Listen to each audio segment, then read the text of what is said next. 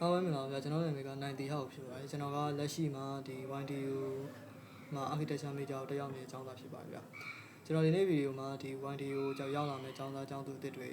architecture major ကိုရှောက်မယ်ဆိုရင်ဘာတွေသိထားသင့်လဲဆိုတာကိုပြောပြပေးသွားမှာဖြစ်ပါတယ်ကျွန်တော်က second year အထိပဲပြီးထားဖြစ်တဲ့ကြောင့်မလို့ဒီ second year အထိကျွန်တော်ဒီလောက်ကို sharing လုပ်ပေးသွားပါဖြစ်ပါတယ်ဗျာအဲ့တော့ architecture major ဆိုတာဘာလဲပေါ့နော်architecture major ဆိုတာဒီအဆောက်အအုံတွေ design လုပ်ပေးရတဲ့ major ဆိုပြီးတော့အကြံဉာဏ်သိထားလို့ရတယ်။သူကပုံဆွဲရတာတွေ create လုပ်ရတာတွေများတဲ့အကြောင်းမလို့ပုံဆွဲတာသဘောကျတဲ့သူ drawing ကိုအားတန်တဲ့သူတွေရှောက်မယ်ဆိုရင်အဆင်ပြေနိုင်တယ်ပေါ့နော်။ drawing မကြရင်တော့မလျှောက်တာကောင်းပါတယ်။ပြီးတော့မိဘလျှောက်ခိုင်းလို့ဆိုပြီးတော့လျှောက်တယ်မျိုးဖြစ်စေချင်ပါဘူး။ကိုက research တေချာလုပ်ပြီးတော့တေချာရဆိုမှလျှောက်တင်ပါတယ်ပေါ့နော်။အဲ့တော့ YDU မှာဆိုရင်ကျွန်တော်တို့6နှစ်တက်ရတာဖြစ်တယ်ပေါ့နော် architecture ကလည်း6နှစ်တက်မှာဖြစ်တယ်အဲ့တော့ပထမဆုံး first year မှာဘာတွေသင်ရမလဲကျွန်တော် first year မှာဆိုရင် architecture အနေနဲ့တခြား major 14ခုလုံးအတိုင်းပဲမြန်မာအင်္ဂလိပ်သင်ချာ physics chemistry နဲ့ drawing ဘာသာရေးတစ်ခုကိုသင်ရဖြစ်တယ်ပေါ့မတူတဲ့ချက်ကတခြား major တွေက drawing ဘာသာကို minor အနေနဲ့သင်ရဖြစ်ပြီးကျွန်တော်တို့က drawing ဘာသာကို major အနေနဲ့သင်ရမှာပေါ့နော်အဲ့တော့ major အနေနဲ့ basic drawing ဆိုတာကိုမတူတဲ့ subject တစ်ခုအနေနဲ့သင်ရတယ် basic drawing မှာဘာတွေသင်ရမလဲ basic drawing မှာဆိုရင်ကျွန်တော်တို့ပထမဆုံး introduction သဘောမျိုးပဲဖြစ်တယ်ဘာမှခက်ခဲတာမျိုးမဟုတ်သေးပဲねဒီ current တွေကိုဘယ်လိုကန်ရတယ် current ဘယ်လိုခြုံရတယ်အစားပြီးတော့current ရဲ့ shading တွေကိုဘယ်လိုမျိုးသုံးချရမလဲပြီးတော့မြင်းပြောင်းမြင်းကွေးတွေကိုလက်တန်းဘယ်လိုဆွဲနိုင်ရမလဲအဲ့လိုမျိုး basic ဆန်တာတွေကိုစပြီးသင်ရဖြစ်တယ်အဲ့တော့ first year ပြီးသွားတဲ့အချိန်မှာကျွန်တော်တို့ trip တစ်ခုထွက်ရတယ်ပေါ့နော် trip ပြီးတော့ကျွန်တော်တို့ဒီ sketching ဘိုင်းလောက်အောင်မျိုးရှိတတ်တယ်ဒါပါပဲ first year ကရန်ကြီးမများပေါ့နော် project အနေနဲ့လည်းတစ်ပတ်ကိုတစ်ခုလောက်ပဲတင်ရတာဖြစ်တယ်ပြီးတော့ကျွန်တော်တို့ major ဘာသာရပ်ကဆောင်းဝဲဖြစ်စရာမလိုပဲね project မှန်မှန်ထည့်အောင်လည်းအောင်တဲ့ major ဘာသာရပ်ဖြစ်တယ်ပေါ့နော်အဲ့ဒါတစ်ခုကတော့ကောင်းတာပေါ့ဟုတ်ပြီကျွန်တော်တို့ဒီ second year ရောက်တဲ့အချိန်မှာ major minor ဘာသာရပ်တွေပြောင်းလဲတာရှိတယ်ပေါ့နော်ကျွန်တော်တို့ second year မှာ physics chemistry နဲ့မြန်မာဘာသာရပ်တွေကိုမသင်ရတော့ဘူးကျွန်တော် architecture ကျောင်းသားတွေနဲ့ဆိုရင် minor အနေနဲ့သင်ချာအင်္ဂလိပ် EP နဲ့ mechanic ကိုသင်ရတယ်ပေါ့နော် major အနေနဲ့ဆိုရင်ကြတော့ DG ADB နဲ့ visual design ဆိုပြီးတော့၃ခု꿰သွားတယ်ဟုတ် DG ဆိုတာဘာလဲပေါ့နော် DG ရဲ့အရှေ့ကောက်က descriptive geometry လို့ခေါ်တယ်ပေါ့ကျွန်တော် DG မှာဆိုရင်အဓိကအဖြစ်ဒီ geometry shape တွေကိုဘယ်လို technical ကြာဆွဲရမလဲဆိုတဲ့ဘိုင်းတွေသင်ရတာဖြစ်တယ်ဒီ DG က first semester မှာ second semester မှာပါတာဖြစ်တယ်ပေါ့နော်first semester မှာဆိုရင်ကျွန်တော်တို့အဓိက focus လုပ်သွားတာ parabola hyperbola ကို focus နောက်ဆုံးမှလုပ်သွားတယ် second semester မှာဆိုရင်ကျွန်တော် focus လုပ်သွားတာ platonic solid တွေနဲ့ geodesic dome တွေကို focus လုပ်သွားတယ်ပေါ့နော် first semester မှာဆိုရင်ကျွန်တော်တို့ဒီ hyperbola parabola တွေရဲ့ structure တွေကိုလေ့လာရတယ်ပြီးတော့သူတို့ဆွဲတဲ့ technique တွေကိုလေ့လာရတယ်ပေါ့နော်ပြီးတော့ first semester ပြီးတဲ့အချိန်မှာဒီ hyperbola နဲ့ parabola structure ကိုသုံးပြီးတော့ model တစ်ခုလုပ်ပြရတယ် presentation လုပ်ပြရတယ် second semester မှာဆိုရင် geodesic dome အကြောင်းလေ့လာရတယ်ပြီးတော့သူတို့ဘယ်လိုတည်ဆောက်ရမလဲဆိုတဲ့အပိုင်းကိုလက်တွေ့လုပ်ရတယ်နောက်ဆုံးကြရင်ကျွန်တော်တို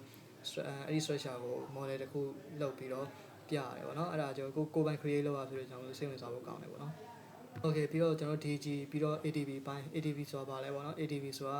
ာရှေ့ကောင်းနေတယ်ဆိုရင် architectural drawing and practices လို့ခေါ်တယ်ပေါ့နော်သူကကြတော့ဒီ architect တယောက်ဆွဲပေးရတဲ့ drawing တွေကိုကျွန်တော်တို့စပြီးလေ့လာတာဖြစ်တယ်ဒီလိုမျိုးအိမ်တိုင်ဆောက်ပြီးဆိုကျွန်တော်တို့ design လုပ်ပေးရတယ်design လုပ်ပေးလို့ရှိရင်ကျွန်တော်တို့ဆွဲရတဲ့ဘိုင်းတွေက plan တွေရှိမယ် section တွေရှိမယ်ပြီးတော့ elevation တွေရှိမယ်ပေါ့အဲ့ဒါတွေကိုကျွန်တော်တို့လက်နဲ့ဆွဲပြရတယ်ပေါ့နော် first semester မှာဆိုရင်ဒီ plan elevation နဲ့section ဘိုင်းကို focus လုပ်သွားပြီးတော့ second semester မှာဆိုရင်ကျွန်တော်တို့perspective drawing တွေကို focus လုပ်သွားဖြစ်တယ်အဲ့တော့ second year ရောက်မဲ့ကျောင်းသားတွေကဒီ ADB အတွက်ပြင်ဆင်နေတယ်ဆိုရင်ဒီ perspective drawing တွေကိုဘယ်လိုဆွဲရလဲဆိုတာကိုကိုယ်တိုင်လေ့လာထားလို့ရတယ်ပေါ့နော် YouTube တွေမှာလည်း tutorial ရှိတယ်အဲ့တော့အဲ့ဒီဘိုင်းကိုကြိုပြီးတော့လေ့ကျင့်ထားလို့ရပါတယ်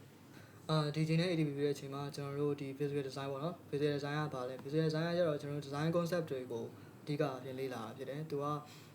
တခြား major ခုန major နှစ်ခုနဲ့မတူဘဲနဲ့သူကကျတော့ create လုပ်ရတဲ့အပိုင်းများတယ်ပေါ့နော်ပြီးတော့ဒီ visual design ကဒီအစားအုံကိုဆွဲရတဲ့ major မျိုးမဟုတ်ဘဲနဲ့သူက design concept တွေပေါ့ဒီထာဏမူလည်းကျွန်တော်တို့ပြောရပါတော့ဒီကျွန်တော် archi ကျောင်းသားတွေကဒီ architecture လာပြီးဆိုရင်ဒီအစားအုံတွေဆွဲဖို့ပဲအားတန်တယ်တကယ်တမ်းကဒီ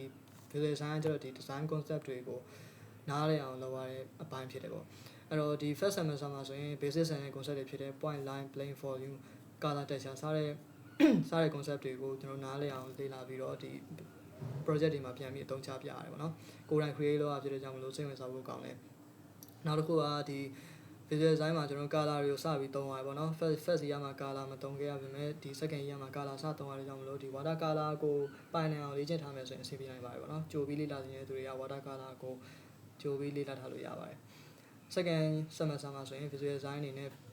ပို့ပြီးတော့ short ထွေးလာတဲ့ concept တွေကိုလေ့လာရဖြစ်တယ်အဲ့ဒါတွေကဒီ unity and variety တို့ hierarchy တို့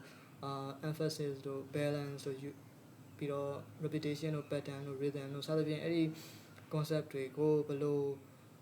အစောအုံတွေမှာပြန်သုံးချမလဲပြီးတော့သူတို့ကလူတွေရဲ့ psychology မှာဘယ်လိုတက်ရောက်လဲပေါ့နော်အဲ့ဒါတွေကိုလေ့လာရဆိုတော့ပို့ပြီးတော့စိတ်ဝင်စားဖို့ကောင်းပါဗျအဲ့တော့ဒီ visual design ပြီးသွားတဲ့အချိန်မှာကျွန်တော်တို့ second year မှာနောက်ထပ် major အနေနဲ့ဆိုရင်ဒီ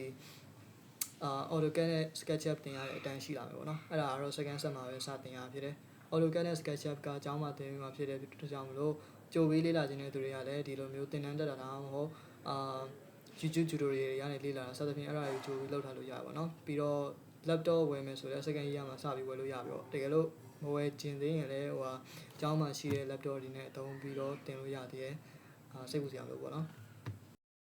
ကျွန်တော် second year ပြီးသွားတဲ့အချိန်မှာကျွန်တော်တို့ဒီကျောင်းသားတွေအားလုံးပေါင်းပြီးတော့ model တစ်ခုလောက်ရတာမျိုးရှိတယ်အဲ့ဒါကတော့ဘယ် model လောက်ရဆိုတာကျွန်တော်တင်းနေမတူပေါ့နော်ကျွန်တော်တို့ကဆိုရင်ဒီပူကျောင်းအောင်စံနေကို scale ချုံပြီးတော့ model လောက်ရဖြစ်တယ်အဲ့ဒီ model ကဒီ DG model နဲ့မတူတဲ့အပိုင်းကသူကကျတော့ scale နဲ့လောက်ရတဲ့ model ပေါ့ scale တိကျအတိုင်းလောက်ရတဲ့ model ဖြစ်တယ်အဲ့ဒါကလည်းကျောင်းသားတိုင်းလောက်ရတာပေါ့နော်ကျောင်းသားတိုင်းမဖြစ်မနေလောက်ရမယ့် model ဖြစ်တယ်တော့ဒါကကျွန်တော် first year နဲ့ second year အကြောင်းကိုကျွန်တော်ဒီလောက်ပြောပြပေးသွားဖြစ်တယ်ပေါ့နော်ကျွန်တော်အနေနဲ့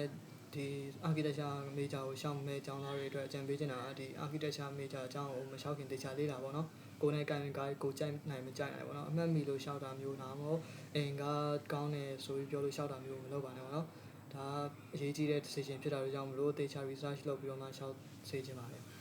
ပြီးတော့ second year ကိုတက်မယ် first year ကကျောင်းသားတွေအတွက်ဆိုရင်ကျွန်တော်ပြောတဲ့အတိုင်းပဲ AutoCAD တို့ SketchUp တို့ watercolor တို့ဒါမှမဟုတ် perspective drawing တွေစသဖြင့်အဲ့ဒီဘိုင်းတွေကို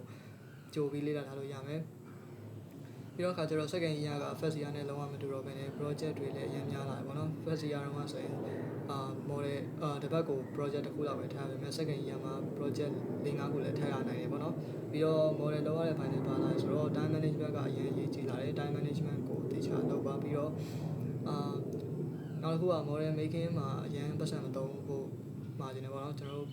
ပတ်စံအရင်သုံးမှအမှတ်ကောင်းရမှာပေါ့နော်ကျွန်တော်တို့ရှိတဲ့ material ကိုတေချာအသုံးချပြီးတော့လုပ်ရင်လည်းအမှတ်ကအတူတူပဲရမှာဆိုတော့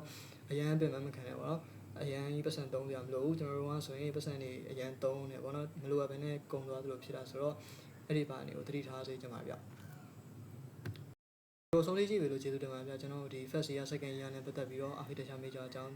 သိချင်တယ်ဆိုရင်လည်းမေးလို့ရပါတယ်ဗျပြီးတော့ဒီ major ရွေးမမအောင်လည်းကိုယ်တိုင်တေချာလေ့လာဖို့တိုက်တွန်းလိုပါတယ်ဗျကျေးဇူးတင်ပါတယ်